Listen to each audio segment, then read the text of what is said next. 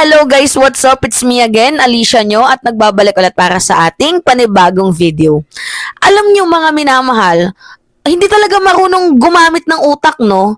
Itong mga DDS, kumbaga, kuda lang, putak lang ng putak, hindi ginagamitan ng utak. Imagine nyo na lang kinukumpara nila yung rally ng INC. Dito sa rally ng mga vloggers na gusto lamang pong sumuporta sa katotohanan at gustong iboses yung transparency and accountability. Alright. So ngayon pinagtatawanan nila yung rally. Nakasyo nilangaw daw. Hindi nga kayo umabot ng 1 million. Hindi nga kayo umabot ng kahit man lang 10,000 na mga nandyan. Yan yung accusation nila. Mga minamahal, kung para namang mga tanga tong mga kupal na DDS na to, no? Hindi naman po yan inorganize yung rally na yan ng meron pong politiko na nasa likod. Inorganize po yan ng mga vloggers na gusto pong sumuporta sa katotohanan, gustong suportahan yung transparency and accountability. Iba po yung level ng INC, aminado kami dyan. Yung level ng Iglesia ni Cristo, syempre, ang daming miyembro. Diba natural? Black voting nga sila, diba? Ano yung laban ng magiging rally namin? Pero isa lang, yung mensahe dyan, ng naturang rally na yan. Humihingi ng transparency and accountability. Yan yung overall message dyan. Dahil kung hindi naman kayang ibigay, i-process yon ni VP Sara, it's better na ma-impeach or mag-resign na lang siya ng kusa. Pero take note, kahit ganyan lamang po yung rally, mga minamahal, ng mga sumusuporta sa katotohanan, kahit ganyan lamang po yung naging rally ng impeachment, 'di ba? Impeachment rally. Kahit maliit lamang po kami, nandito naman sa likod namin ang suporta ng presidente. Tingnan nyo nga tingnan nyo tong balitang to Namnamin nyo na lang kasi. 'Di ba? Namnamin nyo na lang, ano yung nakalagay dyan in really right. On INC rally. But Duterte impeachment timing is off. So nagigets nyo, 'di ba si Enrile against sa ginawa ng INC. Hindi siya against sa simbahan against si Enrile sa ginawang rally ng INC. Tapos, sinabi ng presidente, Enrile right on INC rally. Ibig sabihin, sinusuportahan ni PBBM at kinoconsider niya ang sinabi ng legal counsel niya na si Juan Ponce Enrile, or else, we do not know, baka it was a strategic plan. 'Di ba? Tinanim si Enrile. Alright. So, wag na natin ibahin yung discussion. Yung punto dito, nasa likod natin, si PBBM. Kasi pinaniwalaan niya. Pinapakinggan niya, tinitingnan niya. 'Di ba? Sinisilip. Yung stand ni Enrile at kino-consider niya ang sinabi ni Manong Johnny. Enrile right on INC rally. 'Di ba? So bakit nyo kami kailangang i-compare sa naging rally ng INC? Ayaw nga din ng presidente sa ginawa ng INC.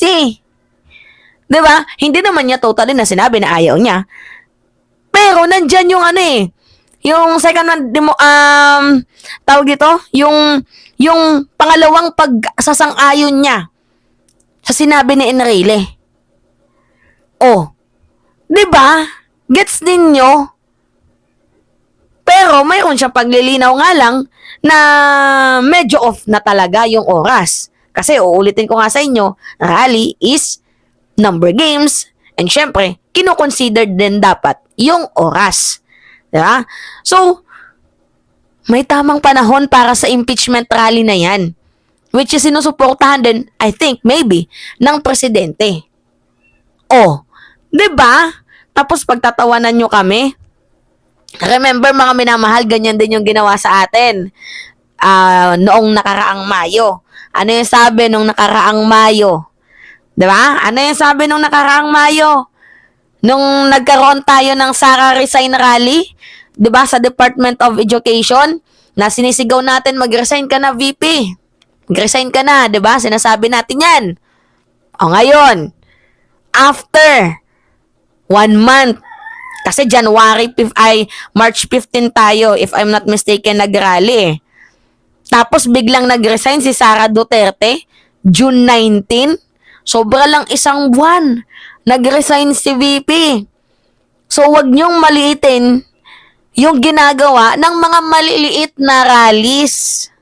Kasi kami nga, 'di ba, maliit lang yung nangyaring rally sa atin noon.